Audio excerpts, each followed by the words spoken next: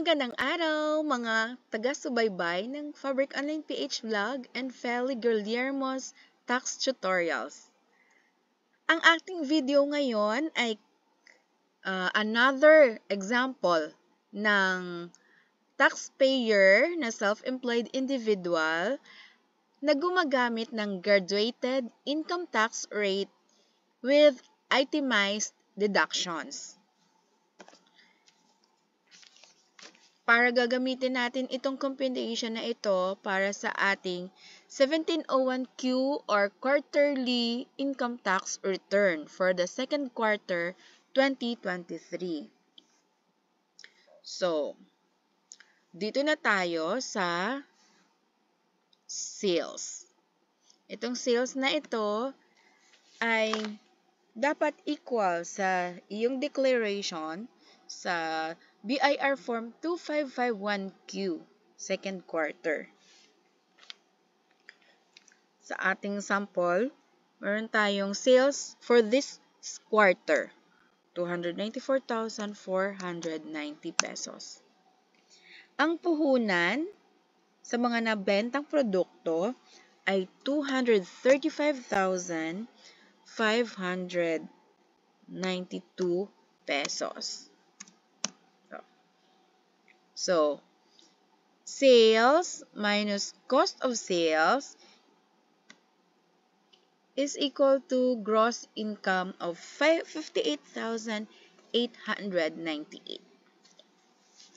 less expenses. Ang expenses natin ay 7,445.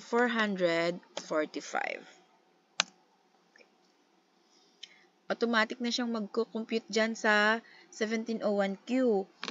Gross income less expenses is equal to net income of 51,453.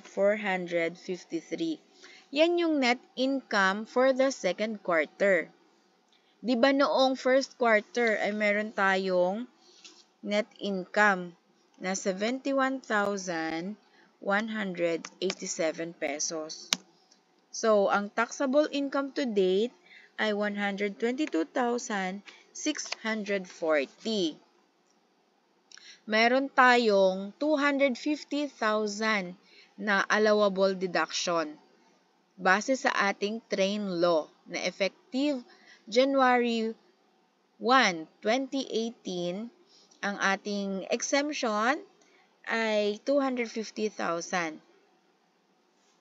Tapos, kung lalampas ng 250,000 ang iyong taxable income, ngayong 2023, subject na sa 15% ang income tax.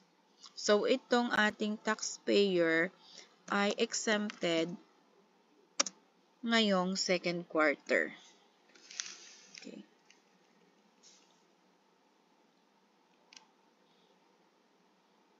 Gagawan ko ito ng 1701Q.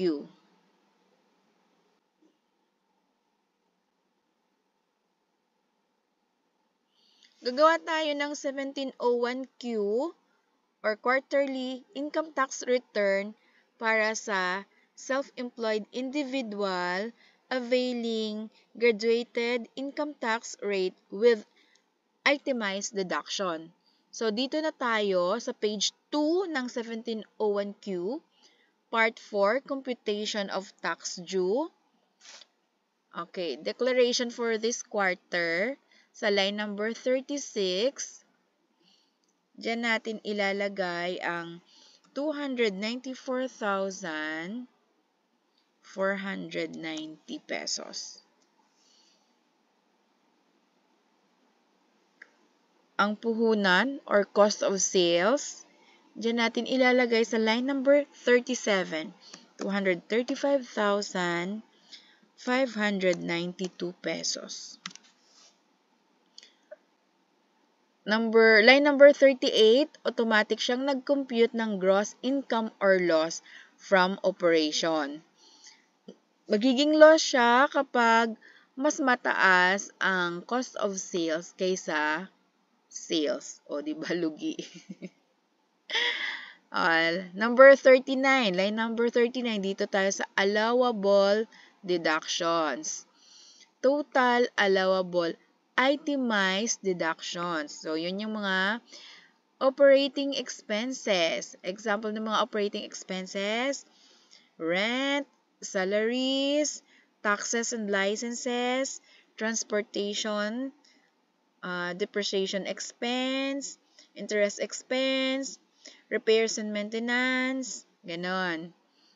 Kung meron kayong katanungan dyan, pwede kayong mag-comment sa baba ng aking video o kaya mag-PM sa akin. Sisikapin ko pong sagutin ang inyong mga katanungan.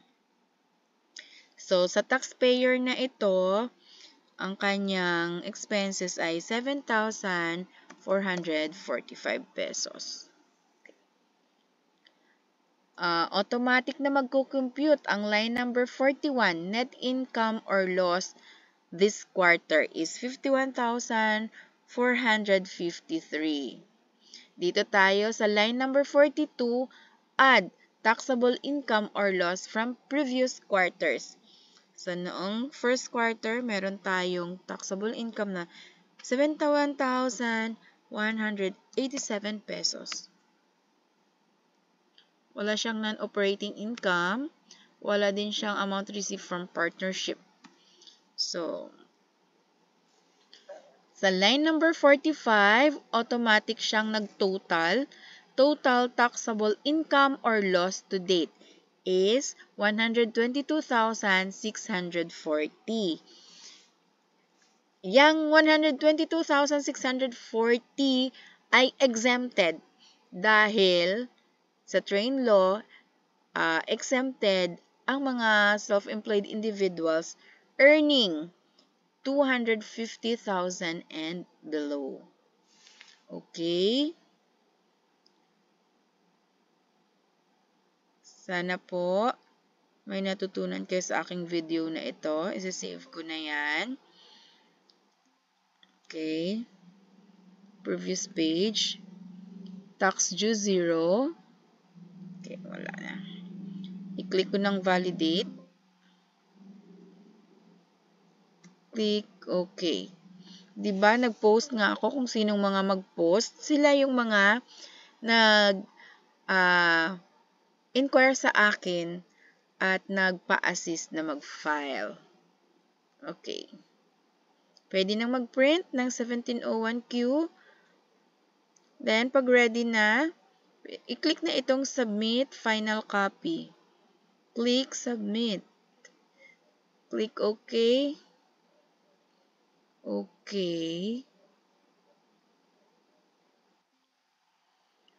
Ayan na naman siya. Mahina ang internet connection. Okay. Di bale, resend na lang natin. Submit.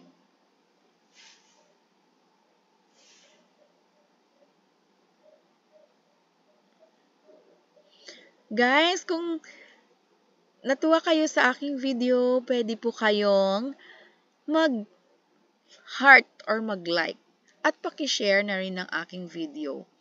Pwede din po kayong mag-send ng stars or mag-subscribe sa aking vlog.